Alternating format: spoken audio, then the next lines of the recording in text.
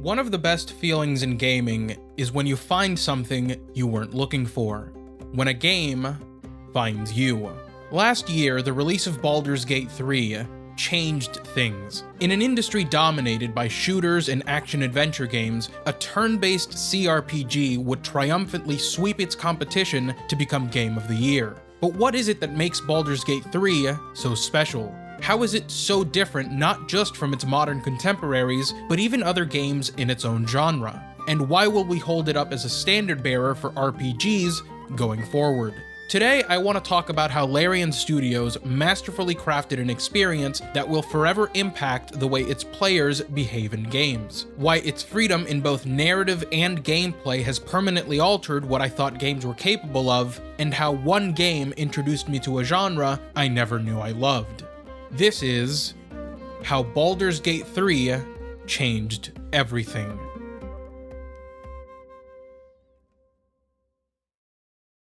Baldur's Gate 3 is a game that challenges decades worth of conventional gaming wisdom and also one that recontextualizes failure. To understand what truly sets it apart from almost everything that's come before it, we have to take a look at the way games teach us things and how they're structured. Video games across all genres share a common language, actions that do the same things, ways that they communicate their mechanics to players, and limitations that we all understand. Most of these aspects are taught to us in a very binary fashion. You either can do something, or you can't. And that's because games don't have infinite scope. There's only so many gameplay mechanics that can interact with each other. There's only so many lines of dialogue an NPC can have. There's only so many choices a player can make, and there's only so many outcomes a quest can have. Historically, games have addressed these limitations by splitting their gameplay and story into two different systems. Narrative is a set path, sometimes with branches created by a predetermined amount of choice.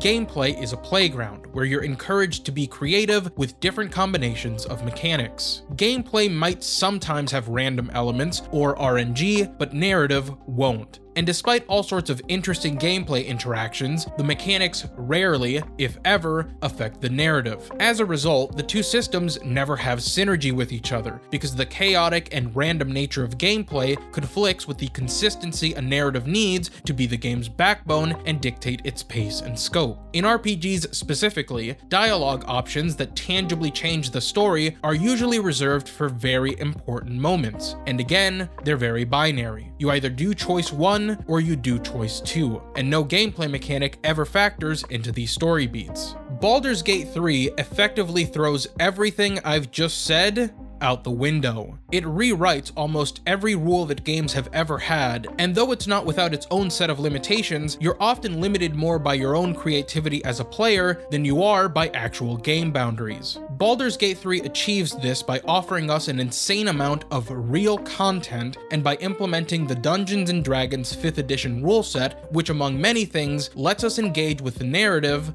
by using gameplay mechanics. We'll talk more about mechanics soon, but for now, I want to focus on how Baldur's Gate 3 subverts how we view failure in games and why it makes the game so unique. Dungeons & Dragons players are no stranger to the concept of failure. Mechanics like attack rolls, ability checks, and saving throws are all determined by dice rolls. This means that D&D players largely expect to not be able to do certain things and are more accepting of not getting what they want than a video game player would be. Video games give us everything. All of the content is meant for us. The most that some games do is limit your cursory dialogue options to attributes you chose at the start of the game. But besides that, we steer NPCs in conversations, we dominate gameplay, and we do those things because we can. And the second that we can't do something, we typically dislike it. That's because games have trained us to see not getting what we want as failure, and to see failure as something purely negative. We are deprived of the option we wanted, and the options we're left with are usually much worse, so the results of failure are always seen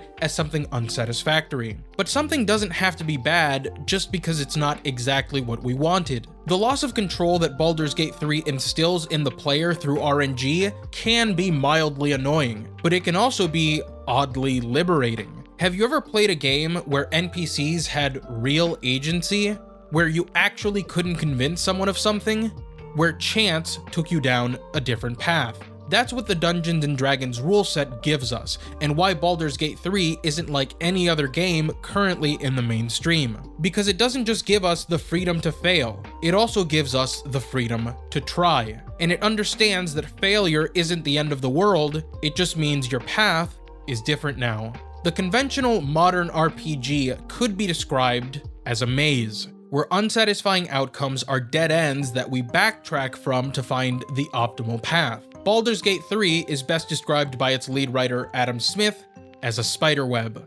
The goal is still to reach the center, but every path leads you there no matter how different or distant it is from someone else's. Now, one might point out the game's inspiration system or straight up save scumming as things that undermine the game's randomness. As gamers, we want control, and that's natural. It's a good thing that inspirations help us retain some control by allowing us to re-roll. And I think we all do a little save scumming, but not nearly enough to entirely invalidate the design of the system. It's also worth mentioning that other games have used dice roll systems before, but it's been quite a long time since a game using one has been at the forefront of gaming. So now let's go back to the mechanics of Baldur's Gate 3 and explore how the minute-to-minute gameplay also sets the game apart. The design of Baldur's Gate 3 is centered around the concept of freedom and saying yes to the player. Most games indulge their players by tailoring gameplay mechanics around combat and exploration, because that's the bulk of their interactive gameplay. This is what causes the disconnect I mentioned earlier between gameplay and story.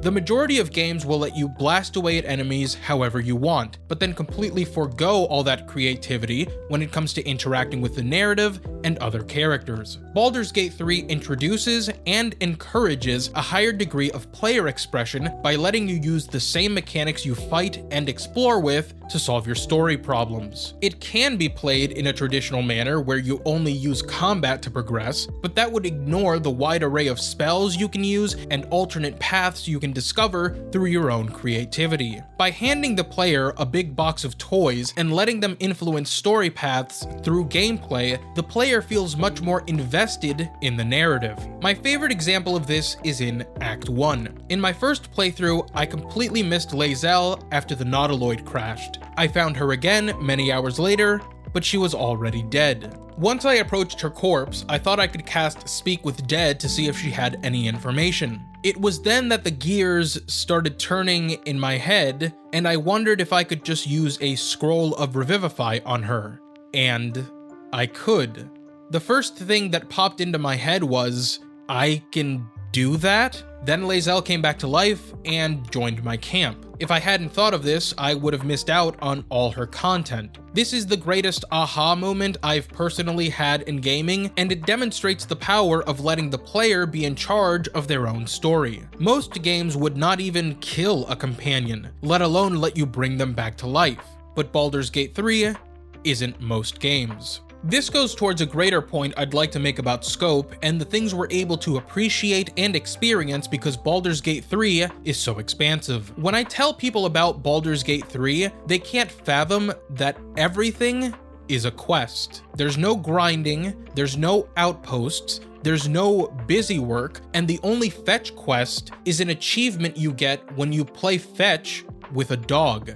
Everything in this game is genuine quest content that almost always has implications for other quests and a real follow-up. Follow-up is an aspect of quests that is sorely lacking today. In most games, side quests are very self-contained, and once you're done with them, their respective characters never reappear, as if they stopped existing altogether. That's because the game thinks it no longer needs those characters. They're disposable. They served their purpose, and at most you'll get some very small note about what happens to them. Baldur's Gate 3, on the other hand, features a real sense of continuity that further invests you into the game because you're able to build actual memories not just with its companions, but its side characters too. When someone reappears in Act 2 or 3, you go, hey, I remember this person. It's so cool to see them again. It just feels like a natural and logical evolution of how characters should exist in their respective worlds. Of course, all of this starts with you. You as a player are treated with so much respect in terms of what you want to look like, how you want to roleplay, what your power fantasy is, and how that relates to your build. Though Baldur's Gate 3 is a game that fully expects you to live with your narrative choices, it's also one that accommodates every choice you make about yourself. The game has dialogue options not just for class, not just for race, but even sub-classes. I am still caught off guard when NPCs comment on my character's draconic ancestry. You smell funny. Like fire and iron. Like a dragon. You, or the dragon your blood hitched a ride with. This is what happens when a developer puts all of their focus on creating content that actually enhances the player's perception of a game's world and characters. But content alone does not make a game. It still needs a way to express itself, and that's where presentation comes in. We've talked about how Baldur's Gate 3 is different from many games, but now I want to talk about how it's similar, and why its presentation has been such a major factor in attracting so many people to the game. I am a CRPG baby, with Baldur's Gate 3 introducing me to the genre. Now that I've started to play other CRPGs, while the complexity no longer intimidates me, the single most noticeable difference between these games and Baldur's Gate 3 is the presentation. Baldur's Gate 3 has the production value of a AAA title, which means that the game is fully voice acted, motion captured, and uses the same cinematic style as other AAA games. I've spoken to CRPG veterans, and even they have limits on how much they're willing to read in games. When nearly everything is described to you in text, or even just voice, your imagination does a lot of the heavy lifting in terms of envisioning characters and certain events. Baldur's Gate 3 benefits from its presentation because you're actually able to see its characters and their emotions. When Shadowheart begins to question Shar, you don't have to imagine it. You can see the uncertainty creep into her and the doubt begin to take hold. When you correct Lae'zel, you don't have to wonder how annoyed she is. She literally rolls her eyes. The presentation of Baldur's Gate 3 allows you to connect with its characters in a way that no modern CRPG can offer. The very thing that makes it like other AAA games is what differentiates it from those in its genre and makes it so accessible. Baldur's Gate 3 is special. But what does special really mean? Baldur's Gate 3 is a game I think about even when I'm not playing it. It's a game that I'll be comparing other games to for years to come,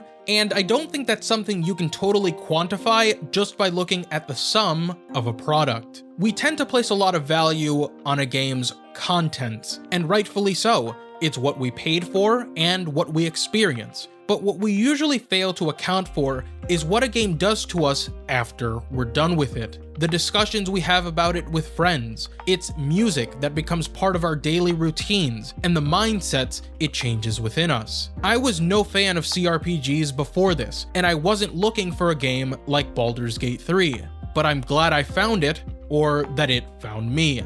It taught me that maybe I'm wrong about games that don't look appealing to me, and that I'll never actually know if something is for me unless I try it. I've always said that games teach us different things and help us look at certain aspects of entertainment differently. Baldur's Gate 3 taught me that despite living in an age of digital marketing and algorithms that push us to play the same type of games over and over, if we want to play games that are outside of our comfort zones, all we have to do is try. It's so easy to be stuck in certain genres that we disregard games that don't look similar to things we've already played. And by all means, we should play the games we want to play, but sometimes they're staring us right in the face and we don't even know it. Baldur's Gate 3 also taught me that better things are in fact possible. Conventional wisdom regarding the AAA games industry has told us that games don't change because they can't risk change. Modern games cost so much money to make that it's easier for developers to play things safe and have them all play similarly to each other than to risk the entire studio on ideas that might not pan out.